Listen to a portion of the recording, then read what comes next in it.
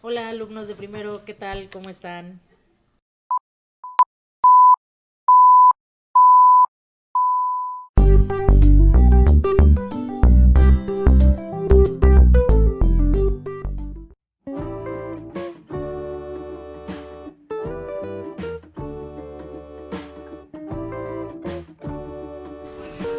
Hola chicos, ¿cómo están? Espero que estén teniendo una excelente semana.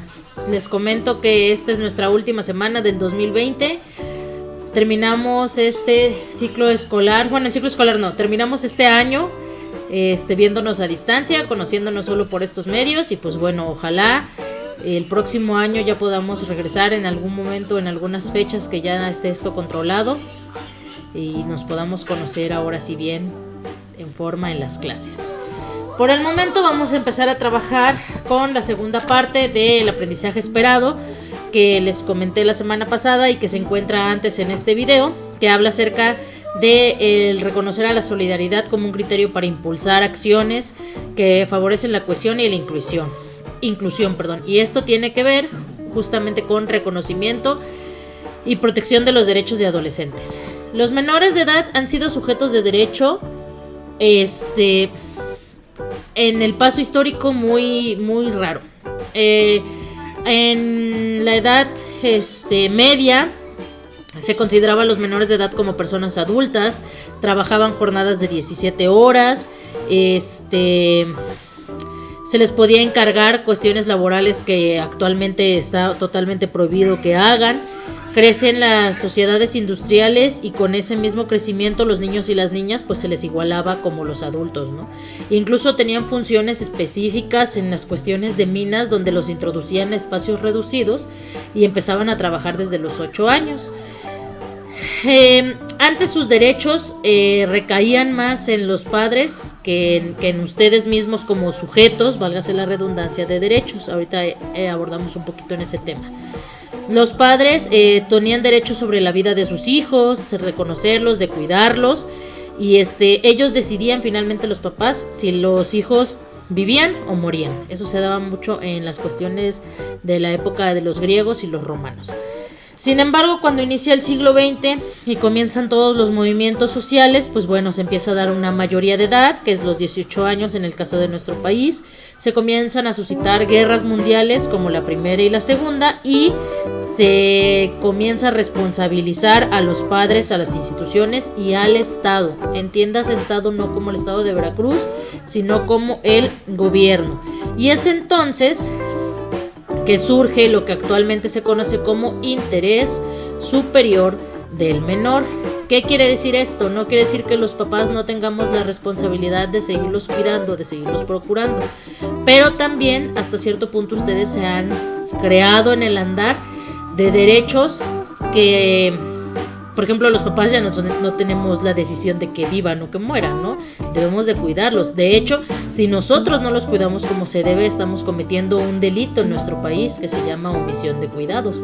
Y entonces podemos incluso ir a la cárcel. Eso forma parte del interés superior del menor.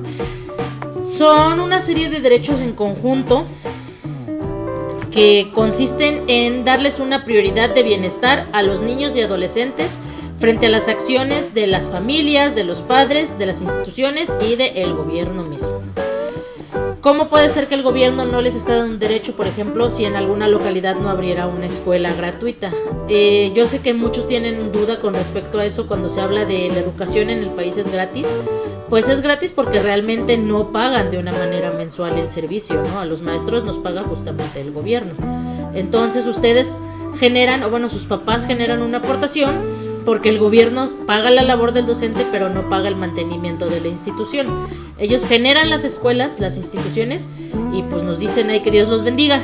No pagan, no nos hacen que paguemos los servicios de mantenimiento de las aulas, de los sanitarios, etcétera. Por eso es que se piden o se crean las sociedades de padres de familia y se realizan esas aportaciones. Sin embargo, aún así, si hacemos un estudio de cuánto gastamos, al menos en educación básica, si siempre estudiaron en una escuela pública, ¿cuántas aportaciones dieron sus papás los 3 años de preescolar, los 6 de secundaria, los 6 de primaria y los 3 de secundaria? No se equipara ni siquiera a un semestre de un bachillerato o de una universidad particular. Entonces realmente es un servicio gratuito, entre comillas, accesible para la población.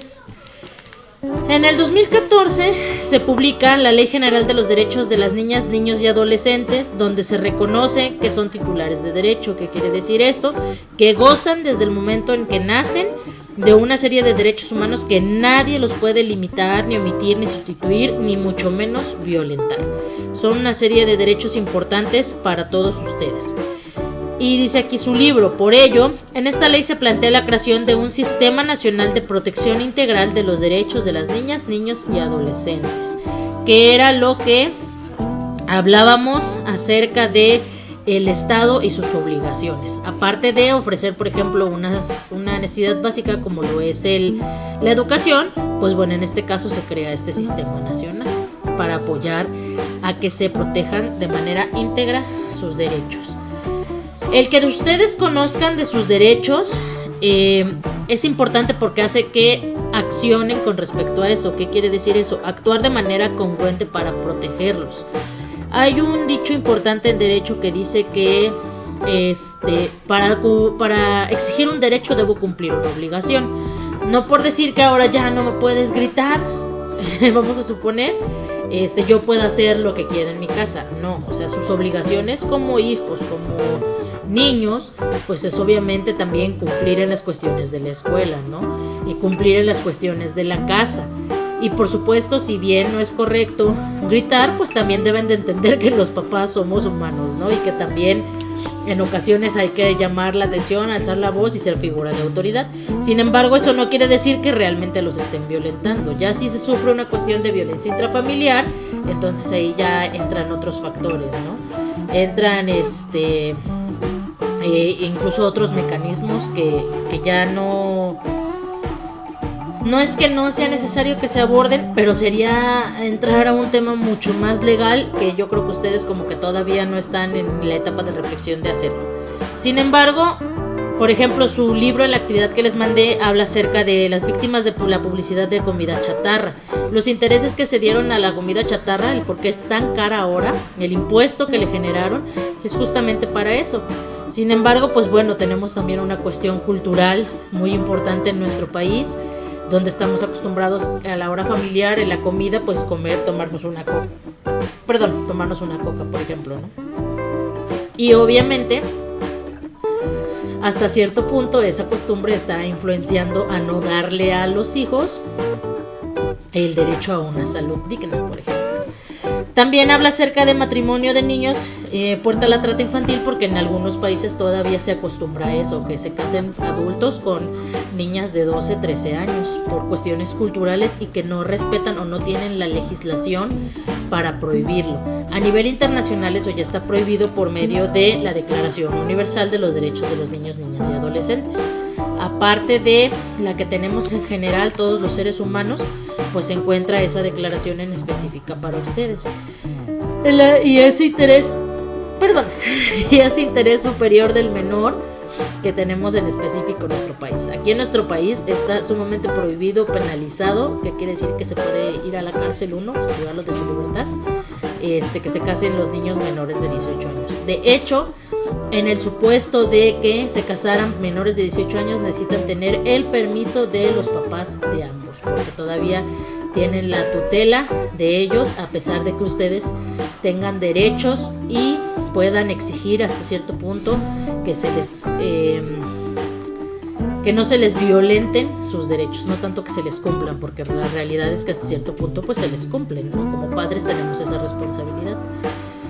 Bien, jóvenes, con respecto al tema, creo que es todo. Nos vemos en la sesión de Zoom para aclarar dudas, pero pues aprovecho para aquellos que no se conectan a Zoom y ven los videos de YouTube, pues para desearles una feliz Navidad, desearles un excelente año nuevo, que sigan disfrutando a sus familiares, que sigan aprovechando estar en casa, que se cuiden mucho porque los fríos están muy fuertes y no queremos recaídas en cuestión de vías respiratorias. Entonces cuídense, disfruten este tiempo, que no nos vamos a estar viendo por Zoom, que no vamos a estar enviándoles actividades. Aprovechen el tiempo, descansen tantito, relájense, no se estresen, dense sus espacios también alejados a veces de la tecnología. Estamos muy acostumbrados a estar con el celular, aunque sea salir a dar la vuelta a la colonia con el respectivo cubrebocas, pero bueno, que se cuiden. Bien, chicos, espero que se encuentren bien, que disfruten estas vacaciones y nos vemos en enero.